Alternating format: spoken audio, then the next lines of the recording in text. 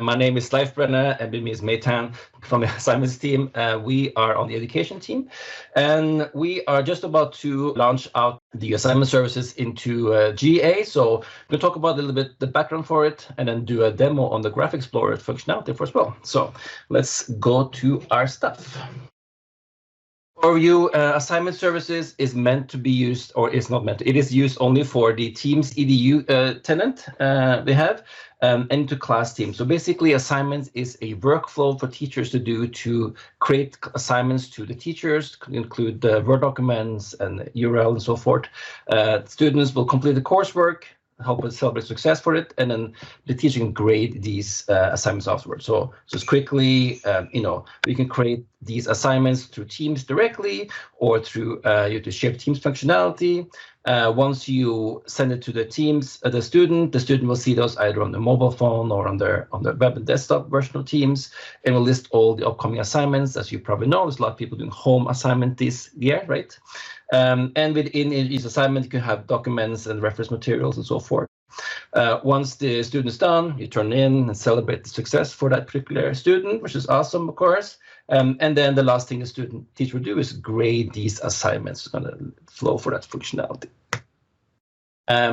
Assignments, as I said, is part of Teams EDU. A team, of course, multiple teams in Teams, but a team in our case is actually a class. So a member is a student and an owner is a teacher. That's how we think about this in Teams EDU. And within a team, you have one or more assignments. Of course, multiple assignments you have. And then for each assignment, you have submission. So a submission would be basically work the student will do to submit back to the teacher for grading. Once the in addition to that, they also have resources. So resources are basically is supported materials. So it could be a URL link or PowerPoint deck and so forth, basically. And the last thing you do, of course, submission it, you get an outcomes, and the outcomes are grading and our rubric stuff. So kind of high-level overview of the functionality. Right now, we are, the way we see people using these things or our partners today is, again, data out of our system to report to parents and teachers. It could be putting data back in the system. So, for instance, a education application will do these things to have like a quiz, and they put the grades back into our system. So that's kind of examples of Graph API today. So right now we're currently in beta, but I would say next week or two we'll be actually in V1 release. We added their app context support for all statements. We added deep link support. You can have a link to the assignments back to the functionality. We added our assignments to a calendar and small functionality as well. So that's kind of the flow for our roadmap for the Graph API itself. So without further ado, let's do a demo. That's always more interesting, and this is me talking. So Mei, take it away. Hi, my name is Mei, engineer on the assignments team, and I'm going to show you guys a demo of some of the core functionality that can be achieved through our assignment service Graph APIs. So I'm going to go ahead and share my entire screen here. And I'm here in Graph Explorer, and Graph Explorer is a developer tool where you can pretty easily try out our Graph APIs. And in some of my other tabs here, I have some documentation, which we might be referencing throughout this demo. And you can easily find this as well at docs.microsoft.com, and you can check out some of this Graph API documentation.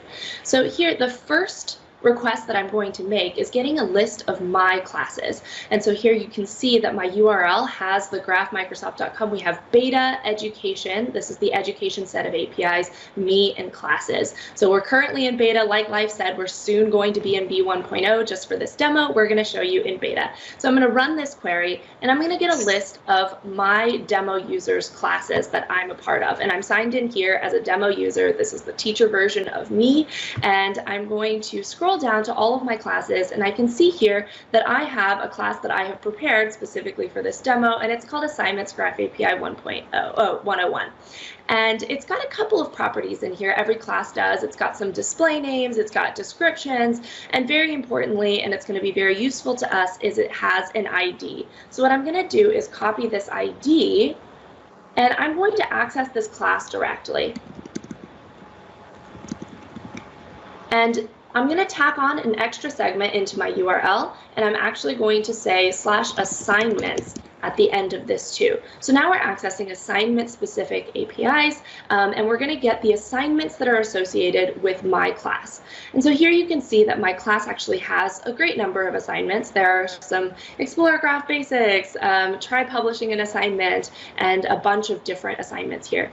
You notice that the assignment has a lot of properties associated with it as well, such as the class ID it belongs to, the display name, the due date, assign dates, some properties about whether submissions are allowed and when they're allowed, and importantly here we have a status. So some of these assignments say draft, which means that I'm still working on this assignment and it hasn't been given to students yet, and some of these say assigned, which means that it has been given to students. One of the things that we can do with this API that people find useful is that we can filter down the number of assignments that we have. And so I'll show you an example of a filter. So here we can filter that the status is assigned. And this might be useful for if we have a class that has a lot of drafts and we have a lot of assignments that are actually in play, and we want to get just the ones that are actually visible to students and ignore the ones that are just in draft state for the users. Other filters that you might want to use are ones that filter out by a due date after a certain date. So if you have a lot of assignments within a particular class and you only want to get the most recent ones, that might be a useful filter to take advantage of. So what I'm going to show you now is kind of the core workflow for the life cycle of an assignment within Assignment Service. And the first thing we can do is to create an assignment. And the URL we're going to be at is this /assignments URL that we were just at, but instead of using a GET request, we're going to use a POST request this time.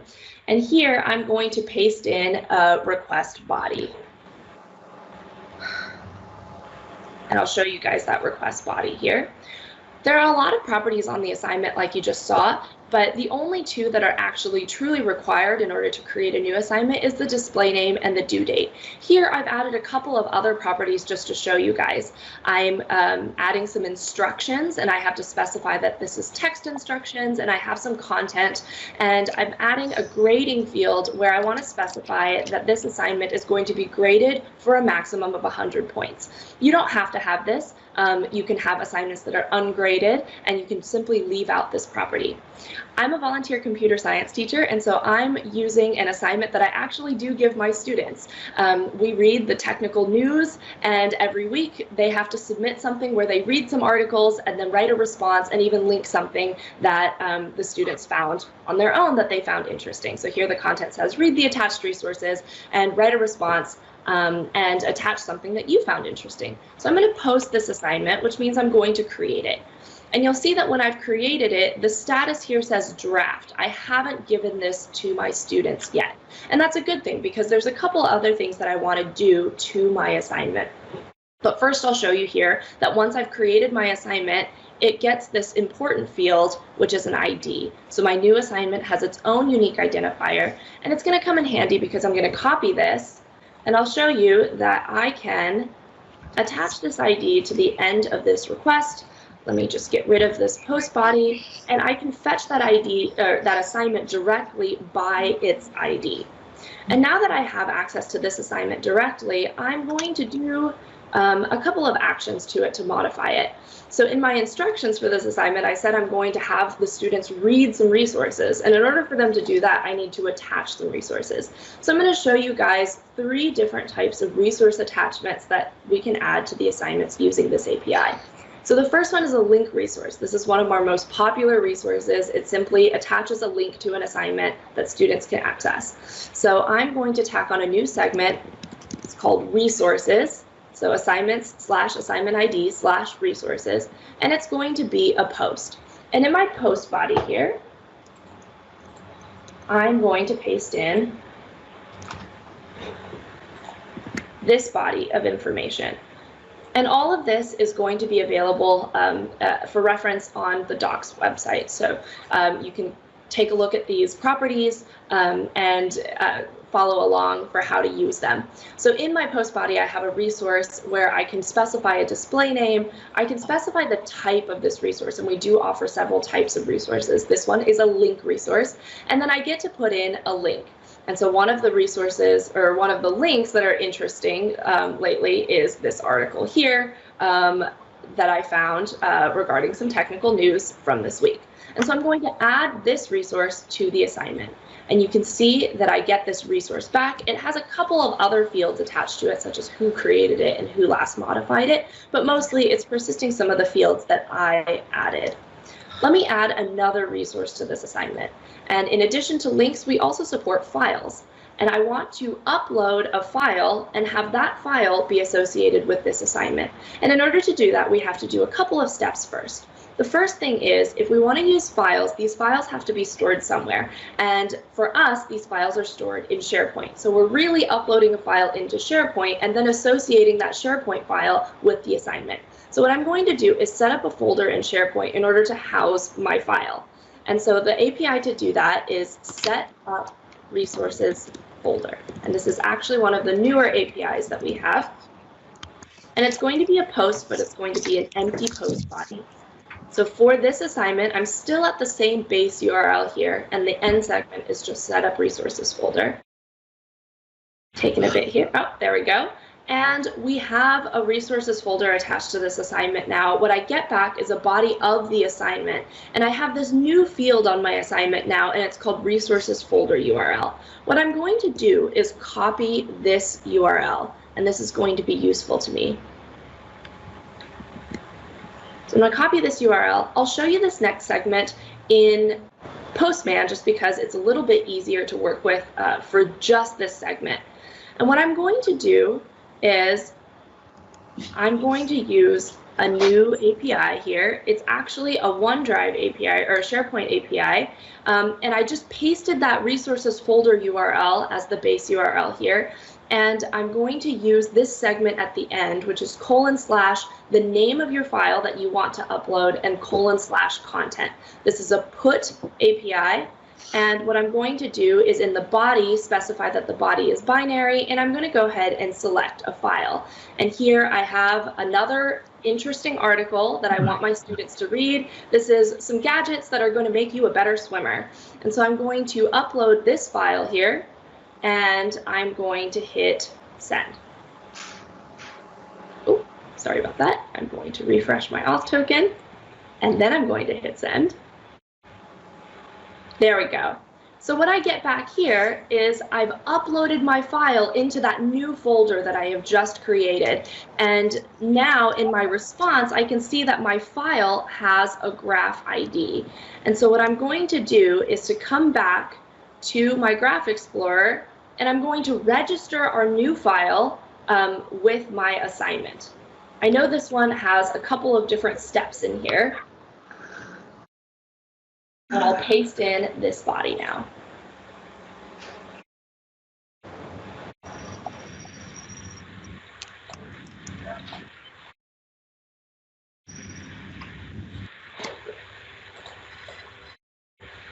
All right. So I'll show you guys how you can create this file URL. And I'm adding a new resource type here.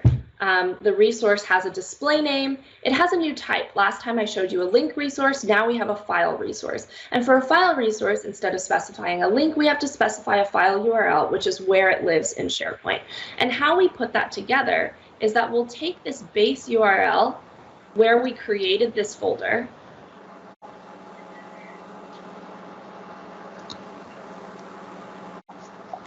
And we're going to tack on the item ID that we just got from uploading that file. There we go. And then I'm going to run this query in order to add my new file resource into our assignment. And actually, I can get the resources that are associated with this assignment by using a get call on the same URL. And you can see now that we have two resources that are attached to my assignment. I have a file resource and I have a link resource. Okay, so now that I have these resources that are attached to my assignment, I'm going to go ahead and publish this assignment and make it visible to students. And to do that, I'm going to use a post request with an empty post body. And instead of this resources segment, I'm going to use a /publish segment. And I'm going to run that query. And you'll notice here that my status no longer says draft. It says published. And if I wait a couple of moments, I can actually fetch my assignment again, and it's actually going to say assigned. So these are the various states that an assignment can live in. When it's a draft, it's not visible to students. When it's published, it's in that process of being given to students. And when it's assigned, it means it's fully available to students.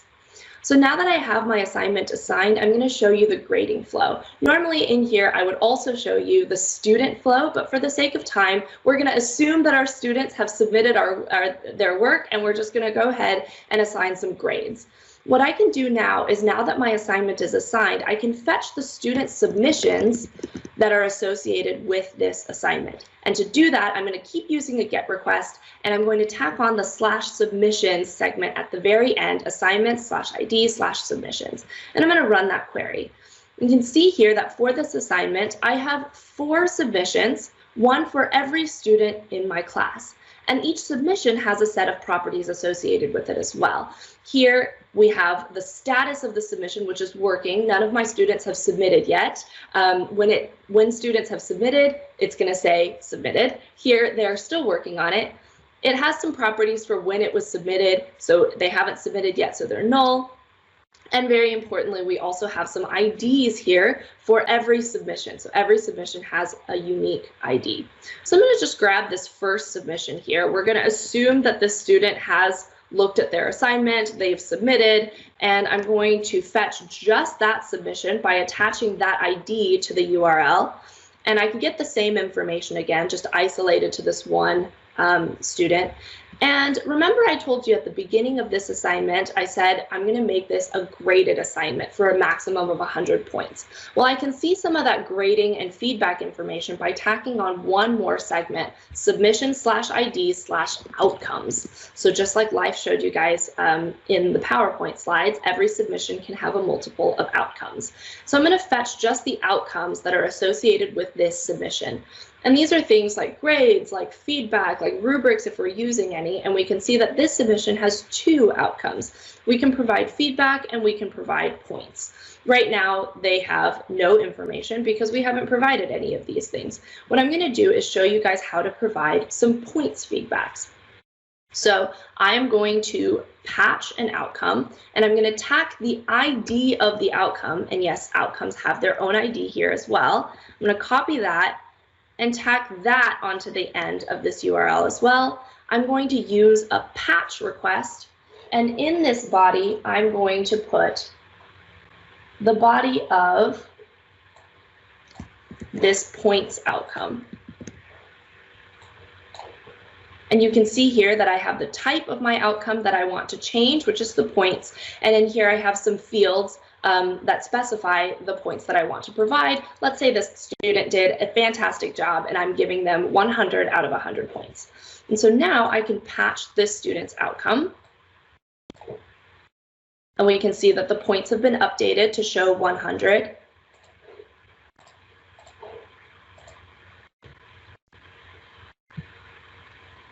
I can fetch the outcomes for this specific submission again. And you can see it also has the updated points here. And I'll show you one last request regarding outcomes, which is that I can show the outcomes for all submissions. And this might be useful for if we wanted to do a report of student information, how well students did on this assignment overall, and just get all of the grades together for a grade book or another application of the same sort. So I'm going to use an expand statement. And I'm going to do $, expand, and I'm going to expand outcomes. And so here I am fetching, according to this URL, assignment/assignment ID, submissions, all of my submissions, and expand outcomes for every one. So I'm going to run that query. And you'll see that my submission object is looking a lot bigger now because on every submission now we have the points and feedback information that's coming back as well. I'm going to go back to just my one assignment that I have assigned some points to. Let me find that one here.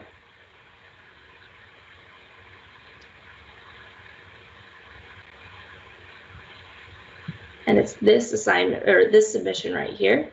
And I'll fetch that ID one more time. And I'll show you our return action. So again, this is an operation that we do for a single submission. And so my URL is submission/ID, and I'm going to tack on this last segment, which is return. And this is going to be a post request. And I'm going to run this query.